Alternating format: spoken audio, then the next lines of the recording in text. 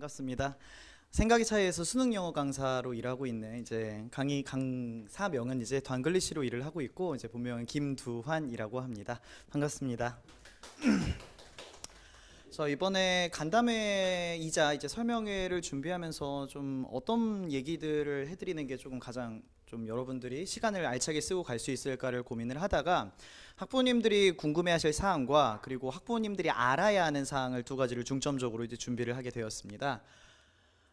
이제 먼저 저에 대한 간략한 소개를 해드리자면은 저는 이제 연세대학교 영어 영문으로 정시로 입학을 했고요. 지금 이투스에서는 영어과 팀장으로 일을 하고 있습니다. 그래서 해당 학원의 모든 영어 커리큘럼을 제가 다 주관해서 움직이고 있고요. 지금 만든 교재만 해도 여태까지 한 20권이 넘게 만들었어요. 저는 이제 매 시즌마다 교재를 계속 리뉴얼을 하고 요새 경향을 반영해서 아이들한테 가장 효율적인 자료들을 좀 나눠주고 싶어서 그런 욕심에 좀 커리큘럼이나 그런 연구들을 지속적으로 하고 있습니다. 저는 이제 N수랑 고3 전문이고요. 이투스에서는 N수를 위주로 가르치고 있습니다. 그래서 아이들이 고3 학생들이랑 N수의 이제 격차가 좀 큰 편이에요. 특히 성적의 격차라기보다는 학습 방법이나 학습에 임하는 태도에 있어서 격차가 많이 큽니다. 그래서 이제 제가 고2 이 정시반을 열 때 가장 많이 신경 쓰고 있는 거는 현역의 공부 방법을 최대한 N수에 가깝게 만들어 주고자 해요. 그래서 미리 좀 효율적인 공부를 할 수 있게. 그래서 그런 부분에서 이제 좀 제가 메리트가 있지 않을까 싶고요. 영어 3등급은 뭐냐면은 이제 제가 연세대학교를 정시로 입학을 했는데 국어, 수학, 영어, 탐구 중에 가장 못한 과목이 영어였어요. 이제 뭐 국어도 어느 정도 제가 재능이 있었던 것 같고 수학도 재능이 있었던 것 같은데 3년 동안 제가 고등학교를 다니는 동안 영어 자체는 그렇게 잘 오르지는 않았어요. 이제 그렇다고 영어 공부를 되게 안 했었던 건 아니고 하루에 400단어 이상씩 외웠었고요. 그리고 이제 뭐 해석하라고 해서 해석 다 써보고 여러 가지 일들을 해봤지만 성적이 그렇게 잘 오르진 않더라고요. 그래서 이제 저는 이제 재수를 했었는데 재수하다가 나름의 큰 깨달음이 왔었어요. 그래서 그때 지금 제가 만들고 있는 모든 교재의 기본 이론이 그때 제가 줄글로 써가지고서 12페이지짜리가 완성이 되었고 그때부터 이제 대학교를 가서 그 교재를 조금 더 교수님하고도 이야기를 나누면서 좀 정제해서 만든 게 오늘날 나오고 있는 교재들입니다. 그리고 제 강의의 특징으로는 공학적 영어라는 얘기를 학생들도 이제 종종 해주는데 제가 이제 아마 학생들도 다 공감하실 사항이고 학부모님들도 생각해 보시면은 그럴 수 있겠다 싶은 사항이 이제 수학이랑 탐구 같은 경우는 A 개념을 배우면은 그대로 문제에 풀 수 있게끔 나와요. 그런데 국어랑 영어는 문제를 아무리 풀어도 내용이 바뀌고 그리고 그냥 이게 감이 옳은 건지 아닌지 이런 상황들이 아이들한테 좀 자주 발생합니다. 저도 동일했었고요. 그래서 이제 저는 영어를 최대한 수학과 같은 식처럼 푸는 거를 지향했었고요. 지금 나오고 있는 교재들도 다 그런 제가 만든 식에 따라서 문제를 풀 수 있게끔 만들려고 합니다. 그래서 아이들 중에 이과인 학생들이 특히나 이제 제 수업을 좋아하는 편이고요. 이제 한번 수업에 들어오고 나면은 이탈률은 굉장히 적은 편입니다. 매력적이라고 하더라고요. 그리고 저는 아직은 강사계에서는 젊은 피에 속한다라고 생각을 해요. 오늘 아침에 이제 다른 강사분이랑 이야기를 나눴는데 제가 이제 13학년도 14학년도 수능을 봤어요. 그래서 그분한테 그때가 어렵냐 지금이 어렵냐라고 여쭤보니까 수학에 관련해서 그 선생님이 하시는 말씀이 본인이 생각한 것보다 훨씬 더 젊네요 라는 말씀을 해주시더라고요. 그래서 이제 아직은 제가 젊다 보니까 지금도 개선 중이고요. 그리고 그렇다고 해서 아직은 어리숙한 모습은 아닌 게 제가 이 모든 커리큘럼을 20살 때부터 준비하다 보니까 경력 자체는 학원 강사 경력으로는 6, 7년 정도가 된 상태고요. 꽤 오랫동안 이제 교육에 대해 진심으로 준비를 해왔다 보니 동년배 그리고 사실 제가 이투스에서 일하다 보니까 저의 경쟁 대상은 그 인터넷 강사들이에요. 인터넷 강사들과 혼자 비교 분석하면서 교재를 최대한 지금은 더 낫다라고 생각을 하고 있습니다. 오늘 제가 여러분들께 말씀드릴 거는 크게 세 가지 카테고리로 첫 번째는 올해 수능이 지금 어떤 흐름으로 가고 있는가를 말씀드릴 거고 두 번째로는 이제 여기 학원에 있다 보면은 그런 얘기를 많이 들어요. 대치와 경쟁해야 된다. 수능을 할 거면은 근데 사실 저는 대치와 경쟁을 한다라는 것 자체가 저한테는 자존심이 좀 상하더라고요. 왜 상하냐면은 그러니까 저로서도 제가 충분히 매력적일 수 있고 강의가 자신이 있는데 굳이 대립구조를 놔야 하는가 때문에, 그래서 오늘은 제가 저의 교육관을 좀 최대한 보여드리려고 해요. 믿을 수 있겠다라는 이제 생각이 드실 수 있도록. 그리고 이제 앞으로 있을 고2 시즌 4가 어떻게 운영될지에 대한 이야기를 간략히 드리도록 하겠습니다. 그러고 나서 이제 Q&A는 추후에 진행을 할 거고요. 자, 첫 번째로 이제 2025학년도 수능에 대한 이야기를 좀 해볼 건데, 올해랑 작년에 정말 많이 들리는 이야기 중에 하나였어요. 절대평가 후 이후로는 쉽다. 이거는 뭐 항상 들리던 이야기였는데, 공부 적당히 해도 2등급은 나온다 라는 이야기가 학생들 사이에서 많이 돌아요. 그런데 이제 영어를 실제로 수강하는 아이들을 이제 봤을 때는 상위권일수록 수강하는 경우들이 많습니다. 그래서 이걸 분석을 해보면은 정말로 수능이 어려운 걸 수도 있고요. 아니면은 공부를 해보니까 강의가 필요하다라는 걸 느꼈을 수도 있어요. 실제 객관적인 데이터로 봤을 때는 이게 이제 작년과 올해 이 1등급과 2등급의 퍼센테이지인데, 왜 1등급과 2등급만 있냐면은 서울권대학교로 가려면은 2등급까지는 맞아주는 게 안정적이다라고 일반적으로는 이야기해요. 1등급은 특정 학교들에 굉장히 중요합니다. 뭐 연세대라든지 경희대가 대표적이고요. 그래서 이제 비율로 봤었을 때 좀 특이값으로 해당하는 것들이 색깔이 있기는 한데, 이제 작년 6월 모의고사는 이제 1등급이 5%였고 2등급이 14%입니다. 상대평가는 2등급이 11%니까 이제 2등급 14%는 조금 높게 잡혔다라고 생각이 드실 수 있어요. 근데 요거는 이제 추후에 말씀드릴 학습 비중과 같이 고려를 했었을 때는 낮다라고 봐야 돼요. 이제 아이들이 국어, 수학, 영어, 탐구에서 가장 많은 시간을 쓰게 될 게 이제 고3이 됐었을 때 수학과 탐구입니다. 개념이 너무나도 많아요. 그래서 미리미리 준비를 좀 해야 되는데, 그리고 또 국어는 문제가 뭐냐면은 문해형 학습이에요. 영어랑 국어는 배운 개념을 적용해서 문제를 푸는 게 아니라 지문에 있는 정보를 이해해서 활용하는 시험입니다.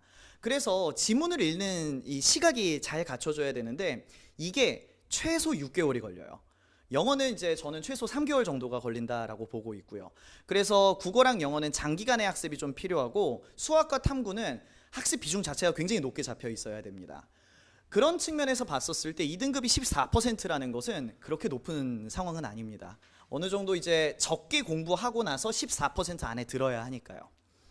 9월 모의고사는 1등급이 4%고요. 이제 수능도 1등급이 4%입니다. 절대평가임에도 불구하고 1등급은 4%로 고정이 되고 있는 모습이에요. 특히나 이제 학부모님들이 아셔야 될 게, 작년 9월부터 정권이 개입이 시작됐어요. 그리고 작년 9월을 기준으로 이전과 이후의 경향이 좀 많이 바뀌었습니다. 어떤 경향이 크게 바뀌었냐면은, 기존에는 이제 킬러라는 말을 아마 많이 들어보셨을 텐데, 기존에는 전문적인 지식들이 많이 나왔어요. 이제 영어 지문에. 그런데 9월 이후에는 전문적인 지식들이 많이 사라지기 시작합니다. 그럼 순수하게 지문에 있는 정보들을 이해하고 이를 바탕으로 추론할 수 있는 공정한 시험이 만들어진 거예요. 그런데 1등급 비율이 안 올라갑니다. 그러니까 정말로 출제 기법의 고도화가 잘 이루어진 케이스예요. 그리고 수능도 이랬고, 이제 올해 흐름을 보면은 올해 6월이 정말 말이 많았어요. 1등급이 1%대가 나온 거는 이거를 이제 상대평가로 치환했었을 때 1등급 컷이 뭐 80점이나 76점으로 잡혔다라는 소리예요. 정말 많이 내려간 거예요. 심지어 2등급은 8%대로 떨어집니다. 그래서 이제 올해 고3들이 6월 모의고사에서 1등급이었던 친구들이 3등급까지 떨어지는 케이스가 정말 많이 보였어요. 이번 9월 모의고사는 또 다른 면으로 욕을 많이 먹었던 게, 1등급 비율이 갑작스럽게 너무 넓어졌어요. 그래서 너무 쉬운 모의고사가 나와버리니까 아이들의 현 위치를 파악하기에도 그렇게 좋지도 않았고, 수능은 예측이 더 어려워지기 시작합니다. 아마 넌지시 6월보다는 쉽게, 9월보다는 어렵게 내긴 하겠지만 예상은 그렇게 잘 가진 않아요. 그런데 작년도부터의 흐름을 쭉 봤었을 때는 이제 9월 모의고사가 특이값이라고 가정했을 땐 좀 어려운 모의고사, 어려운 수능으로 가고 있지 않나라는 생각이 좀 일반적이고요. 그래서 이제 1등급이나 2등급으로 들어서는 게 그렇게 쉬운 상황은 아니다 보니 학습 비중을 고려했을 때 좀 효율적으로 공부하고자 하는 욕망이나 불안감들이 좀 반영된 게 아닌가 싶습니다. 자, 그리고 이제 입시에서의 영어의 위치에 대해서 좀 말씀드릴 건데, 작년도가 정권 개입 이후의 첫 수능이었고, 그게 정말 극단적으로 모습이 보였었던 게 수시 대란이 일어났습니다. 그리고 이 수시 대란은 최저 등급하고 관련이 있어요. 이제 학생들이 영어에 대해서 좀 안심을 하고 있다가 대부분 이제 고3에서 수시 시즌이 되면은 최저 등급을 맞추는데 정말 유리한 게 영어예요. 절대평가다 보니까 어느 정도 선만 올라가면은 최저가 안정권이라고 생각이 들 수 있으니까요. 그런데 수능에서 그 등급을 맞추기가 너무 힘들다 보니까 정말 극단적인 예시로 아주대 그 의대가 내신 2.7이 붙었대요. 최저가 다 떨어져가지고 밀려가지고 최저를 맞춘 내신 2.7이 붙은 케이스가 있어요. 그러다 보니까 그런 수시 대란이 있다 보니 영어에 대한 초점이 좀 잡히긴 시작하더라고요. 이제 학원계에서도. 그리고 이제 학부모님들께서 꼭 아셔야 될 게 이제 학생이 뭐 이제 정말 편한 말로 해서 공부하기 싫어가지고 정시 파이터다라고 나오는 경우들이 있어요. 근데 내신을 안 한다고 해서 수시 지원을 안 하는 건 또 아닙니다. 이제 요거는 입시에 대한 상식인데 내신 등급권이 예를 들어서 3이라고 하고 모의고사 등급권이 2등급이라고 했었을 때 이 아이의 수시 전략은 대체로 상향으로 잡힙니다. 모의고사로 충분히 갈 수 있으니까. 그럼 이 상향을 할 때 어떤 것들을 위주로 이제 실제로 상향을 하냐면은 최저등급제를 보고합니다. 이제 학생들이 대체로 최저등급제를 맞추기가 힘들다 보니까 최저가 높은 자신의 내신이나 아니면 논술 실력이 좀 모자르더라도 최저를 믿고 지를 수 있는 곳이 이제 대체로 상향 전략의 일반적인 대학교들입니다. 그래서 이때 이 최저를 맞춘다라고 했을 때 영어가 아무래도 편하다 보니까 수시에서의 영향력이 좀 더 큰 편이에요. 그리고 이제 절대평가로 바뀐 이후에는 전략이 좀 수정이 되는데 이거는 제가 학부모님들이랑 상담을 할 때 학부모님들이 대체로 좀 놀라는 사항이에요. 이제 1등급을 맞추려면은 90점을 맞으면 되는데 그러니까 세 문제를 버려도 되는 상황이에요. 근데 이제 학부모님들이 이제 여기저기 학원에서 또는 학교에서 뭐 다른 데서 TV에서 듣는 말들을 봤었을 때 실전 연습을 해야 된다 이런 이야기들을 많이 들으실 텐데 첫 번째는 모든 문제를 굳이 다 풀 필요가 없습니다. 정말 쉬운 문제를 틀릴 바에는 어려운 문제를 하나 버리고 이쪽에 정확성을 올리는 게 더 일반적으로 좋아요. 그리고 실전 연습은 시간 재고 푸는 걸 일반적으로 얘기하는데 시간 잰다고 시간이 줄어들진 않습니다. 실제로 학생들이. 영어에서 이제 속도가 많이 나게 하는 가장 중요한 사항은 단어랑 문장 처리 속도가 되게 중요해요. 이제 원어민들 이제 해외 오래 살다 온 학생들이 수능을 볼 때 30분에서 40분 걸리는 경우가 제법 많아요. 전체 70분인데도. 그런데 등급은 3등급이 나옵니다. 그러니까 속도만 중요한 건 아니고요. 이제 그 친구들이 성적이 잘 안 나오는 이유는 뭐냐면은 그 친구들이 해외에서 봤었던 텍스트는 대체로 문학입니다. 그리고 뭐 뉴스도 포함이 될 수는 있겠죠. 그런데 이제 수능 지문은 논문형 글읽기가 필요해요. 그러다 보니까 그 친구들한테 논문형 글읽기를 한두 달 정도 진행시켜 보면은 성적은 제법 빠르게 올라요. 그 친구들한테 정말 필요했었던 부분이라는 소리이기도 하죠. 그래서 이 속도를 올리기 위해서 실전 연습을 하는 거는 무의미하고 단어 실력과 문장을 올리는 게 가장 핵심적인 부분이라고 볼 수 있습니다. 자, 그리고 이제 2025학년도 수능에 있어서 좀 이슈거리로 마지막으로 이제 여러분들 자녀분들이 이제 고2다 보니까 고2랑 고3의 차이가 어떤 것들이 있냐. 이제 학생들이 영어 공부를 할 때 이런 불평들이 좀 나와요. 단어는 많이 외웠는데, 그래서 제가 겪었던 이야기이기도 하고요. 그리고 해석은 문장 하나하나 놓고 보면 해석은 할 줄 알겠다라는 이야기도 좀 나오고요. 근데 문제를 틀린다. 그리고 요거가 학부모님들, 학생들 많이 좀 오해하고 있는 부분인데 문제를 많이 푼다고 영어 실력이 오르는 건 아니에요. 이게 수학하고 탐구하고 많이 다른 게 수학하고 탐구는 개념에 대한 이해가 어느 정도 됐는지 그리고 이 개념을 끄집어내서 문제에 녹여낼 수 있는지가 중요해요. 그래서 문제를 많이 풀다 보면은 개념이 딱딱해지기 시작해요. 근데 반대로 국어랑 영어는 애초에 개념이라고 부를 만한 게 없는 상태예요. 뭐 예를 들어서 뭐 투부정사나 관계대명사를 배웠으면은 그게 그대로 문제에 반영되지 않고 종합해서 나오기 시작합니다. 그리고 A라는 글을 읽었을 때 다음번 수능에서는 그 글이 다시 안 나옵니다. 그러다 보니까 학습 방향이 많이 바뀌어야 돼요. 문제를 많이 푸는 것보다는 내가 글을 어떻게 읽을 것인가에 대한 고민이 나오는 게 좋아요. 그래서 실제로 되게 효과적인 학습 방법 중에 하나가 한 지문을 10번 보는 게 되게 도움이 많이 돼요. 10번을 읽어보면서 글의 흐름이 일반적으로 어떻구나를 느낀 다음에 다음 지문을 볼 때 좀 다르네? 그럼 얘는 어떻게 되는 거지? 이 경험들을 쌓아가는 게 되게 핵심적이에요. 이제 이게 문해평가의 본질이고요. 지금부터 말씀드릴 거는 제 교육관으로 넘어가서 이 문해평가는 어떻게 공부를 해야 되는가를 좀 말씀드리도록 할게요. 크게 세 가지 카테고리로 나눠서 이제 말씀드릴 거고요. 첫 번째는 수능의 특징, 그리고 영어의 특징, 그리고 학습적 특징들을 나눠서 설명해 드리도록 하겠습니다. 첫 번째로 수능은 1년에서 3년짜리 커리큘럼입니다. 실질적으로 학생들이 공부할 때는 1년 정도의 템포로 보고요. 이게 아무래도 내신이 조금 더 친숙하실 거다 보니까 내신의 사이클은 한 달 반 정도라고 보입니다. 그래서 한 달 반 정도로 선형으로 쭉 올라가다가 시험이 끝나는 순간 팍 떨어지고 다시 올라가는 시기예요. 근데 이제 수능 같은 경우에는 1년 동안 쭉 운영해야 되다 보니까 너무 높은 텐션이 계속 유지되어서도 안 되고, 그렇다고 해서 낮은 텐션이 계속 유지되어서도 안 됩니다. 그래서 그런 텐션에 대한 이해가 먼저 필요하고, 그리고 이제 아마 학부모님들도 익숙한 말일 텐데, 내신은 암기고 수능은 이해다, 이 말이 왜 나오는 거냐면은, 내신은 학교에서 약 한 달 반에서 2달 정도의 이제 진행 사항을 바탕으로 그 안에서 문제를 출제합니다. 그런데 수능은 시험 범위라고 할 만한 게 명확히 보이지는 않아요. 특히나 국어랑 영어에서는. 그러다 보니까 본인이 이해하고 있는 개념들이나 아니면은 내 지식들을 활용해서 녹여내야 되다 보니 그걸 이해라고 일반적으로 표현을 하는 것 같아요. 그래서 실제로 영어 내신 같은 경우에는 그 시험 범위에 해당하는 지문들을 암기하는 경우가 많고요. 근데 수능은 암기로는 접근이 잘 안 되고요.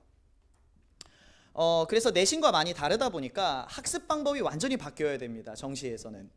그래서 정말 내신만 하다가, 이거는 강사계의 이야기인데, 내신만 하다가 이제 아이들이 1학기가 끝나고 수능을 같이 하고 싶다고 하는데 아이를 어떻게 해줘야 될까요? 질문들이 정말 많이 올라와요. 그러니까 내신적 전문성과 수능적 전문성은 질이 좀 많이 다릅니다. 그러니까 내신이 낮다 이런 건 아니고 영역이 달라요. 이제 학습 방법이 워낙 다르다 보니까. 그리고 이제 수능을 이제 학생이 공부하겠다라고 했었을 때 혼자 해볼게요 이런 경우들이 많은데, 가이드라인이 없는 자습이 상당히 낭비인 경우들이 많아요. 정말 그냥 문제 많이 풀고 이만큼 풀었다, 근데 뭘 얻었는지 모르겠다, 이게 정말 나오기 좋은 게 국어랑 영어거든요. 그래서 이제 N수나 고3 같은 경우 정식 커리큘럼을 탈 때는 시즌이 이렇게 4가지로 나뉘어져서 운영이 되고요. 시즌 1에서는 기초를 형성합니다. 그리고 가급적이면은 영어는 정말 일찍 시작하는 게 좋기는 한 게, 아까 말씀드렸듯이 수학이랑 탐구 학습 비중이 엄청 높아야 되다 보니까 국어랑 영어는 최대한 효율적으로 적게 가는 게 좋아요. 특히나 영어는 암기 사항이 어느 정도 있어요, 단어 때문에. 그래서 그 작게 꾸준히 하는 게 되게 핵심적이에요. 특히나 시즌 1에서는 많은 학원들이, 그리고 수능형 이 커리큘럼에서는 단어랑 문장을 집중을 해줍니다. 시즌 1에는. 그러면은 저때 쌓아놓은 걸 바탕으로 독해라든지 추론에 있어서 개념이 점차 확장되는 방향으로 시즌이 운영이 됩니다. 그러다 보니까 앞선 부분에서 어느 정도 에러가 있다라고 하면은 뒤쪽 커리큘럼 운영이 원활하지 않을 수도 있어요. 그리고 이제 한 가지 좀 놀랄 만한 게, 9월을 기준으로 9월 전까지는 전부 다 개념, 그러니까 이론에 대한 이야기들이 좀 많이 되고요. 9월 이후로만 실전 적용이 됩니다. 이게 9월 전까지는 아이들의 성적 그래프가 있다라고 했었을 때 최고점과 최고점의 폭이 있을 거예요. 운이 좋으면 높게 나오고 운이 나쁘면 좀 안 좋게 나오는. 9월 전까지는 최고점을 올려주는 작업을 계속해줘야 됩니다. 이 다음 글들을 읽었을 때 어떻게 대응해야 되고, 이제 이런 것들도 이해할 수 있겠다, 이런 경험들이 많이 쌓여야 돼요. 9월 이후부터는 실수를 줄이는 방향으로 가야 돼서 최저점을 올리는 방향으로 갑니다. 그런데 이 실전 적용은 많은 시간이 안 필요해요. 최고점 올리는 작업이 정말 오랫동안 시간이 필요합니다. 그래서 이제 커리큘럼 상으로는 일반적으로 9월을 기준으로 전과 후가 나뉜다. 그리고 9월 전에 학습하는 것들이 대체로 최고점을 올려주는 역할들을 해준다라고 이해하시면 될 것 같고요. 그리고 실제로 이 아까 전에 말씀드렸던 내신의 한 달 반의 사이클과 다르게 그 수능의 사이클은 6월과 9월을 기점으로 가장 큰 사이클이 움직이게 되고요. 아이들이 실제로 움직일 때는 이렇게 움직여요. 1월 달에는 학습 의지가 상당히 높습니다. 그러다가 처처히 떨어지다가 3월 달을 기준으로 잠깐 올라갔다가 다시 떨어지기 시작해요. 그러고선 6월 달이 됐었을 때 큰일 났다 생각하고 다시 올라갑니다. 그리고 9월 달에 다시 올라갑니다. 근데 실제로는 정반대가 돼야 되거든요. 서서히 올라가면서 아는 것들을 점차 많이 쌓아가고 6월 직전에 한번 터뜨리고 잠시 쉬었다가 9월 달에 올라가고, 이 방향이 맞습니다. 근데 아이들이 혼자 공부하다 보면 이 템포를 조절하기가 많이 힘들어 하더라고요. 그래서 이제 저는 재수학원에서도 일을 하다 보니까 중간에 들어오는 케이스가 정말 많아요. 1월 달에는 팡 터지지는 않고요. 3월 달, 4월 달부터 스멀스멀 N수생이 들어오기 시작해요. 혼자 하다가 아무래도 뭐 관리의 필요성이라든지 템포나 아니면 커리큘럼이나 이런 부분에 에러가 있어서 들어오는 것 같습니다. 이제 두 번째로는 영어에 대한 이야기를 좀 해볼 건데, 아까 전에도 말씀드렸듯이 1개념 1문제가 아니에요. 그래서 뭔가를 배운다라고 해서 즉시 성적에 반영되는 영역이 아닙니다. 그리고 문해평가에서 제일 중요한 거는 정보 이해와 정보 활용을 둘 다 할 수 있어야 돼요. 이제 수능을 가르치는 선생님들 보면은 지문을 잘 이해하자라는 선생님이 있고, 빈칸 문항은 이렇게 풀어야 돼를 알려주는 사람이 있어요. 근데 엄밀히 따지면 둘 다 잘할 수 있어야 돼요. 근데 이제 저는 정보 이해, 지문을 좀 잘 이해하자에 가까운 편이고요. 왜 그러냐면은 자극적인 강의를 만들기 위해서 정말 쉬운 해법을 알려주는 선생님들이 있어요. 그런데 그거의 전제는 지문 내에 있는 정보를 어느 정도 알고 있다를 전제하고선 그걸 알려주게 돼요. 그리고 좀 자신한테 유리한 문항을 가져오는 경우도 있고, 정말 그 문항에서만 먹히는 스킬을 알려주는 경우들도 있어요. 그래서 아이들이 마주보게 될 그 문항이 어떻게 튈지 모르니까 그 낯선 그 황무지에 가까운 그 지문에서 어떻게 길을 뚫고 나가야 하는가, 이게 첫 단추이기 때문에 정보 이해 위주로 저는 먼저 가르칩니다. 그리고 그게 시즌 전반에 계속 이제 알려줄 예정이고요. 이 독해 시선의 정립은 제 강의가 다른 선생님들이랑 좀 다른 것들 중에 하나가, 학부모님들도 많이 들으셨을 텐데 출제자의 의도를 파악해야 된다, 이런 이야기를 많이 들으셨을 거예요. 근데 평가원을 온전히 분석할 수 있는 강사나 학생들은 거의 없습니다. 오히려 학생들이 집중해 줘야 되는 거는 자신의 사고 과정에 집중을 해주는 게 더 좋아요. 내가 여기서 이렇게 읽었고 이렇게 풀려고 했었는데 틀렸네? 어디가 문제지? 했을 때 출제자를 바라보는 게 아니라 자신의 풀이를 바라보고 있어야 돼요. 그래서 아까 전에 일지문을 10번 봐야 된다라는 과정 중에서 자신을 들여다봐야 돼요. 그래서 내가 모르는 단어, 그리고 내가 문장이 잘 안 된 거, 아니면 내가 완전 잘못 해석하고 있었던 거, 이런 것들을 찾아내야 됩니다. 그래서 다음번에 들어갈 때는 같은 실수가 안 나오게 해줘야 돼요. 그래서 독해 시선의 정립이라는 것은 곧 자신의 그 독해 습관에서 비어있는 곳을 메꾼다라는 느낌이 좀 더 강합니다. 그리고 이게 문해영 학습의 본질이에요. 그러다 보니까 국어는 6개월, 영어는 최소 3개월이 걸린다라는 거고요. 제가 한 가지 지문의 일부를 발췌를 해왔어요. 제가 유인물에도 있고요. 뭘 좀 보여드리고 싶었냐면은, 이제 올해 6월에 33번에 이제 출제됐었던 거고, 영어 번역본을 가져왔습니다. 한글 번역본을. 아이들이 아무래도 이제 영어 공부하려고 하면 단어랑 문장에 초점이 잡혀 있는 경우가 많은데, 고2랑 고3의 차이가 극명한 것 중에 하나가 이런 예시들이에요. 환경에 의미 있는 내적 과정을 돕는 데 중요한 역할을 하기 때문에 주관적 경험과 환경은 연계된 시스템으로 작용한다. 이 연계된 시스템은 그 자체로 완전한 인지 시스템으로 볼 수 있다. 이런 식으로 주관적 경험은 외부 환경으로 확장되고 그 반대도 마찬가지다. 제도적 법률과 장비 같은 규율 대상을 가진 외부 환경은 우리의 빈칸한 정신적 기관이 된다. 말이 너무 어렵지 않나요? 그러니까 이거는 단어랑 문장을 알아도 못 푸는 애들이에요. 이게 고1랑 고3의 차이가 정말 큽니다. 실제 답은 주관적 경험과 해결책에 영향을 주는 이 들어가요. 그럼 정말로 쉽게 강의를 짜면은 많이 나왔던 단어예요. 많이 나왔던 단어니까 집어넣자. 근데 이게 오해하지 말아야 될 게 그 이 문항에만 먹히는 거예요. 다른 데에서는 안 먹힙니다. 어떤 문항은 관련된 단어가 딱 한 번 나온 적이 있어요. 그게 올해 9월에 34번에 그렇게 출제가 된 적이 있었고요. 자, 이 어려운 이유가 첫 번째로는 글의 추상도가 너무 높습니다. 의미 있는 내적 과정, 주관적 경험과 환경, 연계된 시스템, 완전한 인지 시스템, 말이 너무 어려운 것들이 많아요. 그래서 이 추상도에 대한 학습, 어려운 지식들이나 눈에 잘 안 보이는 그런 개념들을 가지고 놀 수 있는 능력들이 필요합니다. 고3이 되려면, 이제 수능에서 잘 나오려면. 두 번째로는 논리가 상당히 복잡합니다. 각 문장들이 글에서 하고 있는 역할들이 다 다릅니다. 첫 번째 문장은 정의를 내려줬고, 두 번째 문장은 그 개념을 확장을 해줬고, 세 번째 문장은 그걸 설명을 해줬고, 네 번째 문장은 판단을 합니다. 그러면은 이 중에서 좀 중요한 문장은 뭐냐? 당연히 판단입니다. 근데 아이들이 이것들을 문장을 보면서 이건 정의야, 이런 것들을 판단하기가 당연히 힘듭니다. 그래서 제가 이제 실제로 알려줄 때 이런 용어들은 전혀 안 쓰고요. 최대한 개념은 작고 작을수록 시험에서 쓰기가 좋아지거든요. 그래서 이따가 말씀드릴 제 이론 체계에서도 이런 것들이 이제 크게는 세 가지로만 분류를 해서 접근하려고 하고 있어요.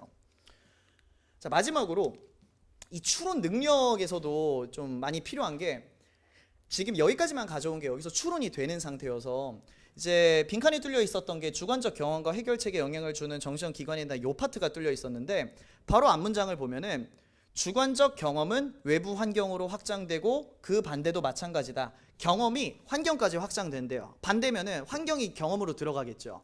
그럼 빈칸에 들어간 거의 주어 부분이 뭐였냐면은 제도적 법률과 장비 같은 규율 대상을 가진 외부 환경은 이제 환경을 얘기하고 있어요. 그 반대도 마찬가지라고 한 상태고 그럼 경험에 들어갈 겁니다. 그래서 주관적 경험과 해결책에 영향을 준다라는 선제가 들어갈 수 있는 거예요. 그러면 아이들이 학습해야 되는 거는 이게 답이고 이게 근거야, 그게 아니라 여기 근거를 이 문장을 일단 세게 읽었어야 돼요. 여기를 근거라고 알아차렸어야 돼요. 그런 학습들이 있어야 됩니다. 무작정 전부가 중요하고 정답 근거는 이거고 그건 잘못된 교습이고 학습 방법이에요. 과정론이 중요합니다. 어떻게 저기에 접근할 것인가.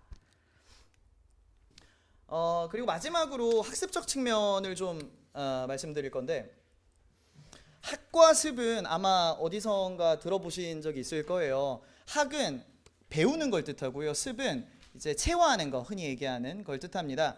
이상적인 비율은 3대 7입니다. 강의를 3시간 했으면은 혼자서 자습하는 시간이 7시간 정도 들어가 있는 게 좋아요. 그리고 이상적인 자기주도 학습이란 무엇인가에 대해서 말씀드릴게요. 첫 번째로 학에 대한 이야기를 좀 해볼 건데, 일반적으로 학생들이 교육 환경에서 학으로서 취급하는 거는 강의입니다. 해설지도 있긴 한데 해설지를 아이들이 적극적으로 쓰는 모습을 보이는 적은 거의 없어요. 그래서 보통 수업을 들으러 갑니다. 그래서 이제 제가 생각하는 진정한 되게 좋은 강의란 무엇이라 생각하냐면은 솔직히 말해서 이상론입니다. 아이들이 혼자 공부했었을 때 알아차리지 못하고 혼자 해결할 수 없는 문제 상황들을 해결해 주는 곳이 강의라고 생각합니다. 그래서 저는 강의가 관리가 아니라고 생각을 해요. 내가 이제 혼자서 이만큼을 해봤는데 내가 이걸로 충분한 걸까? 그런 갈증들을 해소해 주는 것이 강의라고 생각을 합니다. 그래서 이를 위한 많은 장치들을 마련을 했어요. 혼자서 이제 충분히 좀 고민을 하고선 올 수 있게끔. 그럼 이따가 이제 습 파트에서 좀 더 말씀을 드릴 거고, 그리고 아이들한테도 좀 많이 얘기해 주는 것 중에 하나가, 단어는 사전 치면 나오고 해석은 팝하고 돌리면 나옵니다. 거기에는 선생님의 의미가 많이 들어갈 필요가 없다라고 저는 생각을 합니다. 그래서 그 외적인 부분들, 조금 더 효율적이고 실질적인 부분들을 최대한 파고들려고 합니다. 그리고 이제 학이라는 개념은 보편적 교습의 개념이 강한데, 한 반에 예를 들어 20명이 있으면은 20명이 동등하게 오르는 개념으로 생각을 하는 게 좋아요. 그러다 보니까 클리닉이라든지 과외라든지 효과가 다를 수밖에 없어요. ABC라는 학생이 있을 때 누군가는 10% 오르고 누군가는 20% 오르고 누군가는 5%가 오릅니다. 그 간극을 메꿔주는 게 습적 측면이 들어가야 됩니다. 개별적으로 만나서 상담을 해줘야 되고요. 어디가 약하다라는 것들을 좀 알아차려야 됩니다, 강사가. 그래서 습은 이제 자기주도 학습을 주된 목표로 하고요. 요거는 이제 영어에만 하는 이야기는 아니고, 제가 이제 영어과 팀장이지만 학원에 있는 그 이투스에 있는 전체 체계를 정립을 했는데, 우리가 학습 과정이라고 했었을 때 크게 4가지의 절차를 가져요. 탐색은 자기가 모르는 걸 찾는 단계입니다. 그래서 문제를 푸는 행위가 보통은 탐색이에요. 그러고 나서 틀린 게 있으면 해설지나 강의를 듣겠죠. 거기서 자신이 모르는 게 아는 걸로 바뀝니다. 그러고 나서 아는 거를 그대로 유지해주는 작업이 필요해요. 그게 복습이 됩니다. 그러고 나서 마지막으로 자기가 제대로 알고 있는지 확인하는 작업이 필요합니다. 이게 보통은 테스트가 자리를 차지해 줍니다.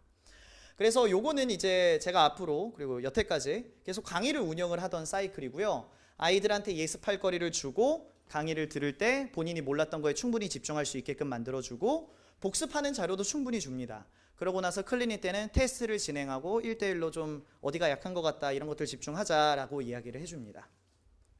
그리고 이제 테스트를 보고 나서 만약에 틀린 게 있으면 그건 다시 탐색으로 돌아가서 선순환의 과정을 가지게 되죠. 그래서 이제 가이드라인이 없을 경우에는 정말로 많은 학생들이 이것만 하는 경우가 많아요. 문제만 풉니다. 탐색만 하고. 그리고 틀린 것들 깊이 보지 않고 또 그냥 새로운 문제 풀고, 개선이 없는 상태로 이 안에 묶여 있다 보니까 아는 게 쌓이지가 않는 경우가 많습니다. 그리고 이제 마지막으로 제가 앞서 말씀드린 수능이랑 영어랑 학습의 이런 본질적인 요소들을 저는 어떻게 다루고 있는가를 말씀드릴게요.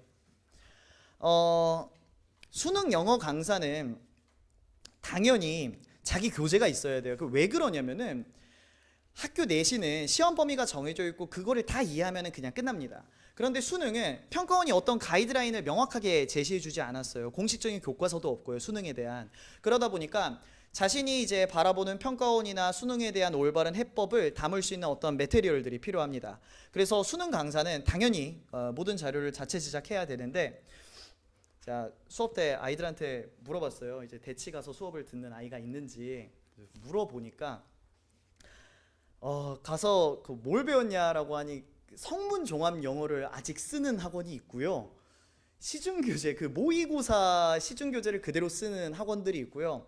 와, 그런 거 보면서 참 뭐랄까, 포장이 잘 된 것 같다라는 생각을 좀 했었어요, 그때.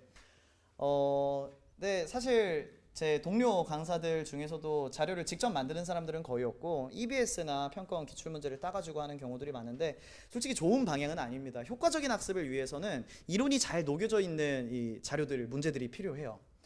두 번째로는 이제 전 문항의 자체 해설지를 다 주고요. 이거는 아까 전에 보여드렸던 그 학습 사이클에서 복습 파트에 주로 담당을 해주게 됩니다. 아이들이 강의를 들었을 때 실제로 강의 내용 이해하는 거는 30%에서 40% 정도밖에 안 돼요. 그 중에 이제 50%는 멍을 때리고 있고요. 10%는 이제 듣고 나서 까먹는 것들이 대부분입니다. 그래서 제가 해설지를 쓸 때 강의까지도 다 고려를 해서 먼저 쓰는데, 이제 이 지문을 볼 때 어떤 생각을 했으면 좋았고, 그리고 이렇게 흐름 탔으면 좋았고, 다음번에 문제 풀 때는 이런 것들을 유의하는 게 좋다, 그런 것들을 다 제가 넣습니다. 통상 제가 8문제를 해설지를 쓴다고 했을 때 2시간 반 정도가 걸리고요. 정말 많은 것들을 집어넣어 놨어요. 이제 한 단어 한 단어들에서 어떤 것이 좀 힘을 느꼈어야 되는지 그런 것도 다 피드백에 들어가 있고요. 그리고 마지막으로 이제 학습 방법론, 여태까지 보여드린 것과 조금 더 세부적으로 이제 영어 단어 공부를 할 때 어떤 것들이 좀 중요한지 그런 것들도 이제 수업 시간에 좀 많이 공유를 해주고 있어요. 요거는 제 이론에 대한 제 전체 표인데, 포지션의 루틴이라는 강좌가 내년도 6월에 열릴 거예요. 제 강좌의 제일 핵심적인 부분이고요. 사실 요것만 이해하시면 되는데, 포지션이란 뭐냐면은 이제 어떤 자세를 취한다 또는 어떤 위치에 있다에 대한 강의예요. 글을 읽을 때 첫 번째 문장을 읽었을 때 이건 필자가 하고 싶지 않은 얘기다 또는 필자가 하고 싶은 이야기다, 이런 걸 빠르게 알아차릴 수 있는 자세를 잡자라는 게 담겨 있는 거고요. 루틴이란 글을 아무리 잘 읽어도 어쨌든 수능에서는 문제를 맞추기만 하면 됩니다. 그래서 맞추는데 효율적인 길을 만들기 위한 행동 루틴에 대한 이야기가 담겨 있어요. 그러면 이게 시즌 3 6월 때부터 진행이 되는데, 시즌 1과 시즌 2는 포지션만 연습을 합니다. 계속해서 지문을 이해하는 연습들을 위주로 할 거예요. 그러고 나서 루틴은 정말 간단해요. 빈칸 문제를 푸는 방법, 이거는 정말 30분이면 끝나요. 아이들의 실제적인 어려움은 알겠는데 지문을 모르겠다예요. 그래서 6월까지는 계속해서 글 읽는 연습들이 위주로 진행이 됩니다. 물론 그렇다고 해서 문제를 안 푸는 건 아니고요. 학습 방향이 독해로 가 있는 거지 문제를 풀고 간단한 피드백들은 있을 거예요. 그래서 이제 이런 것들은 이제 제가 가지고 있는 개념의 틀이고, 이게 이제 20살 때 나왔었던 거고, 제가 어느 정도 영감을 받았던 교재가 있어가지고 그걸 좀 확장 적용을 했고요. 아직까지 이 틀에서 벗어나는 평가원 교육청 지문들은 저는 못 봤어요. 그러다 보니까 범용성도 상당히 높고, 제가 20살 때 만들었다라는 걸 왜 그렇게 강조를 하냐면은 제가 쓴 이론이고 제가 실험에 실전 적용을 했었던 거예요. 이게 이론이 정말 주의해야 될 게, 아까 전에 막 첫 번째 문장은 정의 표현이고 이런 것들이 시험에서 못 쓰거든요. 너무 복잡하기도 하고 방대하고 정말 멋스럽기만 한 거예요. 실전에서 쓰려면은 작아져야 되는데 여러 가지 문항들을 작게 만든 게 요 정도입니다. 그래서 아이들은 결국에 요 왼쪽에 가까운 것들만 이해하면 돼요. 그리고 깊이 들어갈 때는 오른쪽에 가까운 것들도 배워보고요. 그래서 오른쪽에 있는 것들을 다 배우게 되면은 최고점이 상당히 높아지게 됩니다. 실전성을 높이기 위해 최저점을 올리는 작업은 왼쪽에 가까이 될 거고요. 그래서 이제 시즌 4 앞으로 있을 수업에 대한 이야기를 해드릴 건데, 교재는 이미 만들어졌어요. 저는 이제 매 강좌마다 교재를 새로 짜는데 총 200페이지 분량이고요. 고2 학생들이 정시 공부하기에 가장 특화되어 있다라고 저는 생각해요. 고2 문항도 들어가 있고 고3 문항도 들어가 있습니다. 수준이. 왜 고2 문항을 넣었냐면은 아이들이 영어의 벽을 느끼면 안 돼요. 최대한 좀 재밌게 공부를 오랫동안 할 수 있게 만들어줘야 돼요. 그래서 수업 때는 고3 문항을 할 겁니다. 이래야지 아까 전에 보여드렸던 것처럼 추상도라든지 논리라든지 추론 능력이라든지 어느 정도까지 가긴 해야 되네 라는 걸 알고 제가 도와주니까 이해는 됩니다. 그 상태에서 고2 문항을 풀면은 생각보다 잘 풀리네 이 느낌을 받게끔 해주려고 해요. 그래야지 좀 공부도 재밌어지니까요. 그리고 필수 개념들이 이제 고3의 추후의 능력에 필요한 필수 개념들이 총 3가지 챕터로 나눠서 들어갈 거고요. 하나는 글 읽는 방법, 두 번째는 문제 풀이 방법, 세 번째는 문장 학습이 들어갈 겁니다. 솔직히 이제 뭐 어느 지역원을 갖다 놓더라도 고2 학생들 중에 온전히 해석할 수 있는 학생들은 많진 않아요. 대부분 내신 공부하다 보니까 지문 암기가 되어 있지 새로운 문장들에 대한 이해를 하는 법을 모르는 경우가 많습니다. 그래서 이제 고2 수준에 맞게끔 이제 문장도 같이 들어갈 겁니다. 그래서 이제 첫 번째 파트로 프리 슬로건 이제 내년도에 있을 시즌 1 강좌의 이름이고요. 그거를 미리 좀 체험한다라는 개념이에요. 그래서 고2 때부터 해놓으면 좋은 게 이론이 그렇게 쉬운 편은 아니에요. 제가 가지고 있는 이론이 막 엄청 직관적이지는 않지만 3개월이나 4개월이 지났을 때 아이들이 하나 둘씩 깨달음이 팍팍 오는 경우들이 많더라고요. 그게 이제 제 강좌가 이탈률이 적은 이유기도 하고요. 아이들도 특히나 N수생들은 굉장히 합리적이에요. 좀 자기가 배우는 점이 없다라고 하면은 바로 수강을 취소하는 경우들이 많아요. 근데도 이제 그 학원에서 제가 영어다 보니까 당연히 학습 비중은 낮고 아이들의 중요성은 낮은데도 제일 많은 인원들을 가지고 있어요. 수업에서. 그리고 1등급인 학생들이 제가 수업을 나가라고도 해요. 시간이 아까우니까. 근데 영어에서 이 수업에서 배우는 게 국어랑 수학에서 도움이 되는 경우들이 많다라고 얘기를 해요. 실제로 지금 알려드릴 논리 독해 학습 같은 경우는 국어에서 도움이 많이 됩니다. 지금 고2 수강 중인 학생 중에 한 명은 그 친구가 실제로 학습을 진행하고 있는 게 그렇게 만족스럽진 않은데 이해는 잘해요. 국어 성적이 올랐대요. 영어는 그대로인데 그렇게 읽힌다고 하더라고요. 그래서 좀 다방면으로 좀 효과가 있어서 아무래도 학생들이 좀 좋아하지 않았나 싶고요. 그래서 좀 일찍 배워놓는 게 좋아서 좀 가볍게 해서 필수 개념으로 좀 짜집기를 했고요. 핵심만 다룰 수 있게끔 했고 어떤 책에도 안 나와 있습니다. 이 이론은. 근데 이제 교수님들도 되게 좋다라고 평을 해주셨고 다른 교재들을 보면 허점들이 제가 좀 많이 보여요. 그 교재들에. 그리고 저도 스스로 허점들을 계속 개선을 하고 있고요. 추론 유형 학습은 이제 문제 풀이 방법에 대한 이야기고요. 고3의 풀이를 좀 체험한다. 전부 다 자체 제작 문항이고요. 그러다 보니까 저는 잠을 잘 못 잡니다. 고3 수준의 강의. 그런데 이제 고2의 연습 아까 말씀드린 것처럼 그렇게 진행이 될 거고 그 문장 학습이 제가 좀 특이해요. 다른 선생님들과는 다르게 문장 학습도 제가 이론을 따로 짰고요. 현대 언어학이라든지 아무래도 제가 영문학과다 보니까 좀 최신 언어학의 트렌드를 알고 있었고 그리고 수능에서 쓸 때 문법이 전부 다 필요하지가 않아. 어차피 어법 문항은 하나밖에 안 나와요. 해석만 할 수 있으면 되는데 기존에 뭐 예를 들어 뭐 접속사를 배웠어요.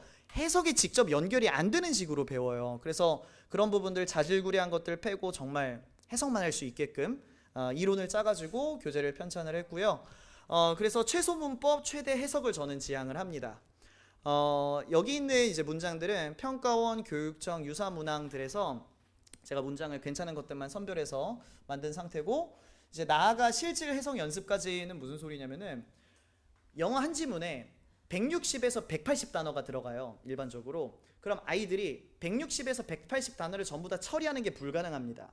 그러면 읽을 때 이건 중요하고 이건 안 중요해 같은 루틴들이 있으면 좋단 말이에요. 그래서 문장 전체를 해석한 다음에 처음부터 읽을 때 요것만 읽었으면 됐겠다. 그럼 요것만 읽으려면 어떻게 해야 되지? 그런 학습들까지 같이 진행시키려고 해요. 그래서 이제 프리 슬로건, 글 읽는 법, 문제 푸는 법, 문장 학습까지 세 가지를 이번 시즌 4 동안 다룰 예정인데 솔직히 분량이 좀 많은 편입니다. 그래서 좀 최대한 수업 조정을 잘 해가지고 완결성 있게 끝내려고 하고 있고요. 문제풀이만 약 100에서 120문제 정도를 문제풀이 진행할 거고 문장은 180개 문장 정도가 들어가 있습니다. 그래서 아이들이 뭐 공부를 덜 한다라는 느낌은 받지 못할 거예요. 그리고 이제 클리닉은 어떻게 운영이 될 거냐면은 사실 이게 원장님이랑 얘기를 나눴을 때 우리의 이제 뭐 차밍 포인트가 아니냐라고 하셨는데 대치동까지 가지 않고 근처에서 클리닉으로 1대1로 관리를 해주면은 그게 좀 학부모님들한테 매력적일 수 있겠다, 어필을 해봐라 라고 해서 사실 이렇게 어필하는 게 저는 상당히 부끄럽습니다. 이제 저는 저를 보이는 게 그냥 좋을 뿐인데 이제 클리닉의 기본적인 컨셉은 제가 4시간을 운영을 할 건데 4시간 동안에 단어, 문장, 논리, 추론 전부 다 할 수 있게끔 운영을 해보려고 해요. 그래서 단어 암기, 단어 짱과 단어 테스트가 별도로 해당 시간에 따로 배부가 될 거고 이제 아이들이 문제를 풀 그 문항 안에서 핵심적인 문장들만 해석 테스트를 별도로 진행을 할 거예요. 그래서 속도를 올리고 좀 안정감을 올리려고 해요. 아이들이 문제 푸는 데 있어서. 그리고 고3 수준의 문항 풀이를 진행을 할 겁니다. 그러니까 아이들이 클리닉에 있는 문제를 다 맞출 리가 만무해요. 당연히 불가능하고요. 그러니까 저한테 아마 접촉 기회가 훨씬 더 많아질 거예요. 제가 하나하나 봐줄 기회가. 그리고 고2 문항이랑 고3 문항 격차가 워낙 크다 보니까 힘들더라도 미리 진행을 하는 게 좋고요. 클리닉 시간에 제 해설지를 별도로 또 줄 거고요. 그래서 아이들이 그냥 혼자서 고민하는 게 좋은 사람들은 해설지 보고 고민하고 해설지 보고도 좀 힘들다 하면은 저한테 질문을 하고 아니면 바로 질문을 해도 괜찮고요. 그리고 클리닉이 4시간 동안 운영되는 게 실제 클리닉을 올바르게 운영을 했었을 때는 1시간 반에서 2시간이 걸려요. 그런데 아이들이 과제를 좀 안 한 것도 있고 좀 밀린 것도 있다 보니까 남은 2시간 동안에는 그 과제를 좀 진행시키고 가려고 해요. 학습 완결성을 위해서. 그리고 아이들이 시간이 안 돼서 뭐 6시 안 되고 8시 되는 것도 이제 고려를 해서 좀 넉넉하게 잡았고요. 그리고 교재 내 모든 텍스트에는 별도 단어장이 제공이 될 거예요. 별도 프린트로. 요거는 제가 앞서서 말씀을 못 드린 건데 제가 이제 영상 강의를 찍을 때마다 단어 관련해서 꼭 이야기하는 것 중에 하나가 뭐 에이전시라는 단어가 있어요. 영어에 사전에 치면 대행사, 뭐 대리인 이런 뜻으로 나오는데 평가원에서는 항상 주체라는 뜻으로 쓰고 있어요. 주체나 주체성으로. 평가원 지문들이 워낙 추상적이다 보니까 단어 뜻도 추상적인 것에 가까운 의미들을 쓰게 돼요. 그리고 이제 아이들이 문제를 풀면은 지문 내용을 알겠는데 선지를 모르는 경우가 많은데 어쨌든 답은 있을 테니까 비슷한 말이 있을 거예요. 근데 이 비슷한 말을 못 찾는 경우가 많습니다. 그래서 평소에 학습할 때 동의어랑 반의어를 같이 학습해 주는 게 좋아요. 그래서 여기 있는 단어가 얘랑 비슷한 어감을 띈다라는 걸 알아차릴 수 있게. 그래서 모든 단어장에는 동의어, 반의어 테스트가 다 같이 들어가고요. 그래서 매 시간 한 70개 단어 정도를 외우는데 동의어, 반의어를 합치는 순간 200개에서 300개 단어라고 봐야 돼요. 근데 아이들이 지금 이미 운영 중인데 전에 그냥 단어 뜻만 외우던 것보다는 재밌다고는 해요. 이제 그냥 단어 뜻을 쓰는 게 아니라 동의어는 동그라미, 반의어는 X 하면서 생각하면서 볼 수 있는 점이 좀 장점으로 보이나 봐요. 그래서 이제 수업 시간에 한 10분에서 15분 정도는 이제 나갔었던 단어장에서 테스트만 좀 별도로 진행하고 진행도를 검사할 예정입니다. 그래서 이제부터는 이 Q&A가 사전 질문을 들어온 것들 먼저 좀 다루려고 하는데요. 아무래도 정시반이다 보니까 내신 기간하고 겹치는 부분들에 대한 질문이 들어왔더라고요. 정시반은 쭉 진행합니다. 휴강 없이 쭉 진행하고요. 그래서 이제 아이가 내신 기간에는 잠시 내신하고 사이사이 기간에만 정시반을 듣고 싶다. 실제로 지금 고2 학생들 중에 그렇게 운영한 학생도 있어요. 한 달을 휴강하는 학생도 있어요. 그런 거는 전혀 문제가 없고 실제로 좀 더 궁금하실 사항이 이제 아이가 내신도 챙겨야 되는데 정시반을 하기에는 그냥 아예 내신으로 가는 게 좋지 않을까 이런 판단이 좀 드실 수 있겠다 싶어요. 내신 그 시험 범위에 해당하는 문제집이나 워크북이나 그런 것들 다 제공해 드릴 수 있습니다. 그리고 저도 작년까지는 내신 수업을 좀 했어요. 근데 결국에 내신은 자료 싸움이에요. 그리고 많은 학원들이 그걸 어필을 하고 있어요. 근데 많은 학원들이 쓰는 그 많은 자료들이 서로가 다 똑같은 자료인 경우들이 많아요. 근데 제가 독자적은 아니고요. 소규모 그룹으로 가지고 있는 자료 툴이 있어요. 그리고 아이들한테 그때 당시에 풀렸을 때 꽤 호평을 받았고요. 그래서 좀 나름 경쟁력 있는 이제 자료들을 제공해 줄 수 있다 보니까 아이들이 내신 기간 동안에 뭐 시험 범위에 좀 허점이 있다 이런 가능성은 현저히 적습니다. 근데 물론 이게 좀 힘들어지기는 해요. 내신을 운영하면서 정시반의 커리큘럼을 같이 따라가면은 학습 부담이 너무 높아집니다. 그래서 개인적으로는 그냥 휴강을 하고 제가 내신 그 대비 자료집을 별도로 챙겨주는 거를 일반적으로는 권장합니다. 그렇게 해줄 수가 있고요. 그리고 이거는 거의 매 시즌 초반부가 아니라 중반에도 계속 들려오는 건데, 아이가 기초가 하나도 없는 경우들, 해석할 줄도 모르고 단어 실력도 너무 약하고, 정말 합리적으로 말씀드리면은 4등급이 힘들어하면서 듣고요. 3등급부터는 들어도 됩니다. 효율이 오히려 되게 좋게 나올 가능성이 높아요. 2등급은 기분 좋게 듣고요. 맞는 말 하네 이런 느낌들을 좀 받고요. 1등급은 솔직히 왜 듣는지 모르겠어요. 1등급은 들을 필요가 없는데, 근데 약간 정리하는 느낌이 좋나 봐요. 그 아이들한테는 자기 풀이가 맞는 것 같다 이 얘기 들어보니까 그런 느낌 때문에 듣는 것 같고, 최소 컷은 저는 4등급이라고 보고 있습니다. 4등급 이상부터는 들어도 괜찮습니다. 좀 아이가 초반 2주에서 3주 정도는 아마 힘들겠지만 잘 다독여가지고 올릴 수 있을 겁니다. 실제로 지금 고2반 학생 중에 2명이 시작이 4등급, 5등급 이 사이였어요. 근데 최근 물론 9월 모의수가 되게 쉬운 편에 속하기는 해요. 그 친구가 2등급이 떴어요. 그 두 친구가. 그리고 거기에 큰 영향을 끼친 게 그 아이도 공감하고 이제 저도 많이 예상했었던 게 단어랑 문장이 커요. 아무래도 4, 5등급은.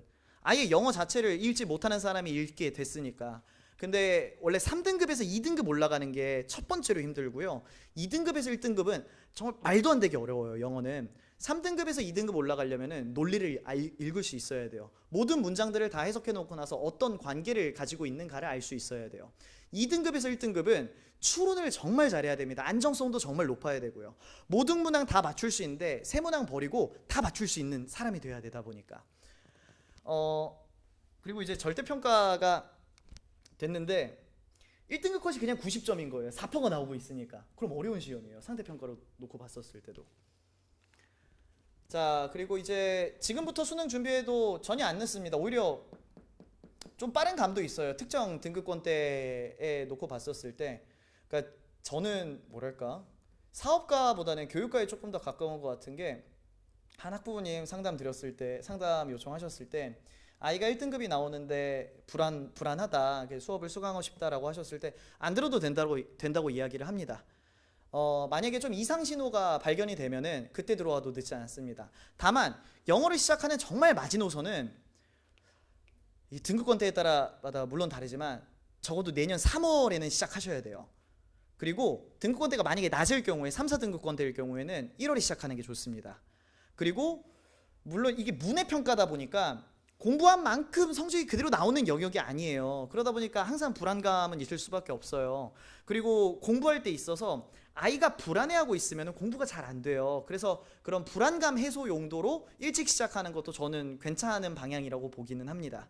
네, 막 이미 충분히 막 잘 나오고 있는데 굳이 들어야 하나에 있어서는 저는 그렇게 막 권장하진 않습니다. 다만 이런 데에서 효과를 볼 수 있기는 할 거예요.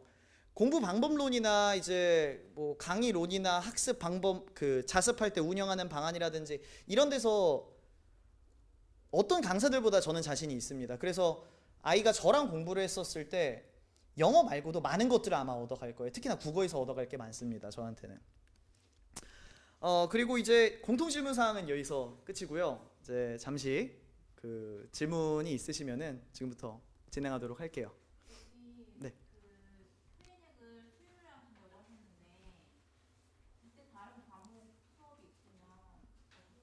네, 이제 수요일 날에 정규 클리닉이 있고요. 이제 아이들한테 미리 사전 조사를 했어요. 수요일 날 되든가 안 되든가. 안 되는 학생들이 있어서 제가 월요일 날에 기존에 5시부터 7시까지 운영하고 있었는데 그거를 별도로 빼놓을 예정이에요. 그래서 수요일 날 미참자는 그 다음 주 월요일 날에 진행을 하고, 만약에 클리닉을 여기서도 참여를 못하게 되면은 아까 전에 제가 보여드렸듯이 자체 해설지가 별도로 같이 나가요. 그래서 혼자서 운영이 가능한 시스템이에요, 이 클리닉 자체는. 다만 이제 제가 질의응답을 면대면으로 하는가 온라인으로 하는가의 차이 정도라고 보여요.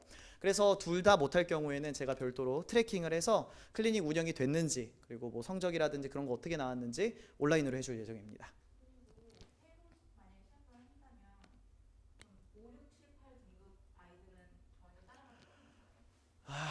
힘들 겁니다. 그러면 이제 5, 6, 7, 8 등급권대 학생들은 뭘 하는 게 좋냐면은, 그러니까 아이들이 실제로 겪게 될 상황이 이거예요. 단어도 모르겠고 문장 해석도 안 되는데 저 선생님은 그걸 다른 걸 먼저 알려줘. 알고 있음을 전제를 해. 근데 그 모든 영어 강좌가 지금 이 시기에, 그리고 이 고2 나이에 그럴 수밖에 없어요. 그래서 지금 그 아이가 혼자서 운영해야 되는 게, 단어 정말 많이 외워야 되고요. 문장 교재들을 이제 뭐 시중에 천일문이나, 근데 사실 교재로만 운영하는 게 힘든 성적권대예요. 인강을 듣거나 과외를 해야 됩니다. 그렇지 않으면은 정말 최악의 케이스가 5에서 8등급이 들어왔는데 병 느끼면은 제일 최악이에요. 그럼 영어에 대한 흥미 자체가 떨어져 버리게 돼요. 그래서 할 수 있는 정말 최소한의 것들부터 시작을 하고 있어야 돼요, 그 아이들은. 그래서 정말 5에서 8등급 아이가 있다라면은 정말 급해요. 이게 입시에서 정시로 만약에 가려고 할 때 4등급 밑에 있으면은 대학교의 디메리트가 되게 커요. 3등급은 맞아야 됩니다, 적어도. 네. 그 선생님 수업하시고 나면 이제 수업을 하고 이제 과제가 나오잖아요. 네. 또 학생들이 대부분의 이제 고3 학생들 공부할 때 보면 인강을 듣고 애들이 그냥 수특 풀고 이제 이렇게 하고 있는데, 그럼 그 과정을 또 애들이 또 따로 거쳐야 되는 건가요? 아니면 선생님이 주시는 수업이랑 그 교재만으로도 인강을 풀 수가 있어요? 제 교재만으로 다 됩니다. 이게 제가 정말 N수학원에 있다 보니까 아이들을 정말 공부를 많이 시키고 싶은데 국어, 수학, 탐구가 실제로 더 중요하거든요. 그래서 이제 제가 아이들한테 일반적으로 설정하는 학습 시간은 강의 시간 3시간, 개인 자습 시간에서 6시간, 7시간 정도로만 짜줍니다. 그러고선 그 안에서 최대한의 효율을 뽑을 수 있게끔 해요. 이게 아이들도 잘 인지를 못하는 건데, 영어를 무작정 많이 해서 영어 실력 올랐다고 좋아하면 안 돼요. 그만큼 수학이랑 탐구 오를 수 있던 게 떨어진 개념이에요. 그래서 이 상태에서 추가로 더 문제를 푸는 거는 안 좋고요, 다른 과목에. 그리고 그 많은 강사들, 자꾸 제가 많은 강사들 얘기를 하는데 EBS를 풀리는 경우가 많아요. 그리고 저는 매년 EBS를 선별해서 따로 가져옵니다. 그러면은 약 3분의 2 정도가 탈락을 하게 돼요. 평가원 경향하고 안 맞는 것들이 너무 많고, 이제 아이들이 공부를 좀 할 줄 아는 아이들한테 물어봤었을 때 EBS 푸는 거 짜증난다고 해요. 문제를 너무 이상하게 내고 있다라고. 그리고 특정 사설 모의고사들도 이상하다. 아이들 자존감만 깎여요. 그래서 그런 것들을 최소화하기 위해서 다 제가 선별을 해서 운영을 합니다. 그러다 보니까 효율이 좋게 나와요. 그리고 해설지에도 학습 방향도 다 같이 적어주고요. 네. 네. 지금 얘기하시는 3, 4등급 이런 것들이 지금 애들이 고2 애들이 치고 있는 모의고사의 등급을 말씀하시는 거예요? 네, 맞습니다. 그게 왜 그렇게 설정이 되냐면은 3등급이면은 12문제를 틀려도 돼요. 그럼 12문제가 빠진다라는 거는, 이제 영어는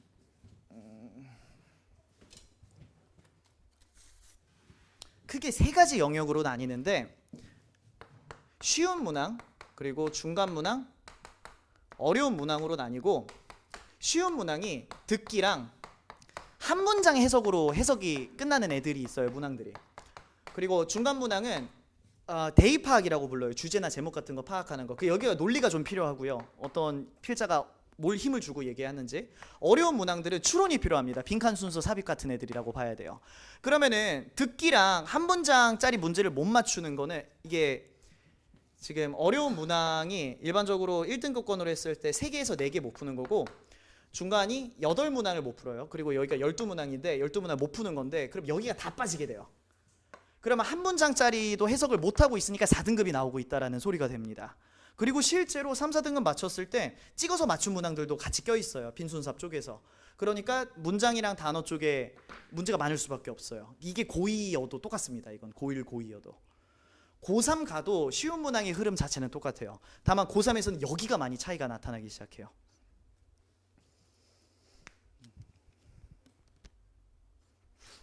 네.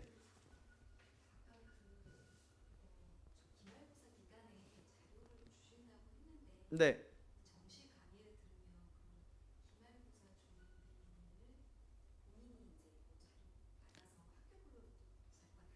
네.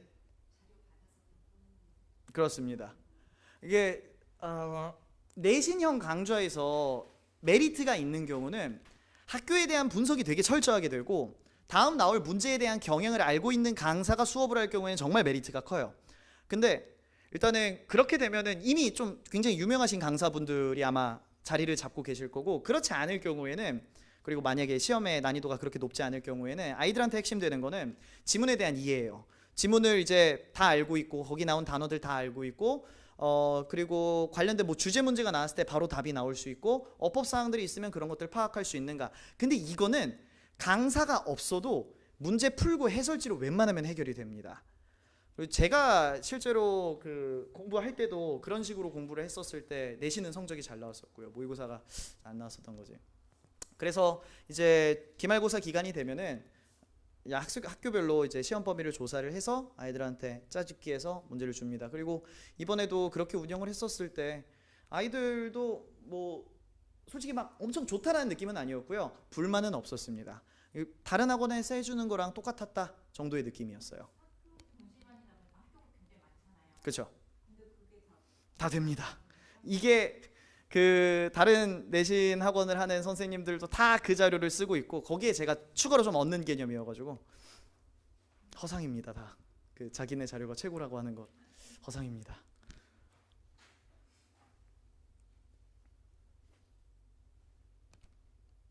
혹시 또 추가로 질문이 없으실까요? 그러면 이제 마지막으로 스케줄만 말씀드리고 끝내도록 할게요. 이제 바로 내일 개강하고요. 수업 전반부 1시간 반은 제가 오픈을 할 겁니다. 그래서 학생들이 신청을 하면 자유롭게 와서 1시간 반을 들을 수가 있고, 이 1시간 반대의 내용은 고1랑 고3의 지문의 차이를 좀 느껴주게 하고 싶어요. 그래서 학습의 초점 사항이 좀 내가 다른 걸 잡아야겠다. 단순 단어랑 문장만 해서는 안 되는 거네. 요거를 좀 느끼게 하고 싶고, 그 이후에 1시간 반은 이제 연장을 하게 될 경우에는 이제 제 정규 커리큘럼 이 교재 가지고 진행을 할 겁니다. 스케줄은 이제 월요일 날 7시부터 10시까지 되고, 클리닉은 6시에서 10시지만 월요일 날 이전에 운영이 될 수 있다라는 점. 근데 사실 월요일 이전 운영은 제가 좀 꺼려하는 게 과제를 진행시키고 싶은데 그게 안 잡히다 보니까, 그래서 제가 이틀 옮긴 거거든요. 참 공부 안 해요, 애들. 요 당신의 감성적 영어를 이성적으로는 제 슬로건이고요. 이제 국어랑 영어 아이들 문제 풀다 보면은 감에 따라 푸는 경우들이 정말 많아요. 그러다 보니까 성적 등락폭은 정말 크고요. 그래서 그런 풀이를 지양하고 이성적으로 풀 수 있게끔 만들고 싶고요. 그래서 원하는 이 성적이 나오게끔 만들게 하겠다가 제 슬로건입니다. 여기까지 이상 당글리시 김도환이었습니다. 감사합니다.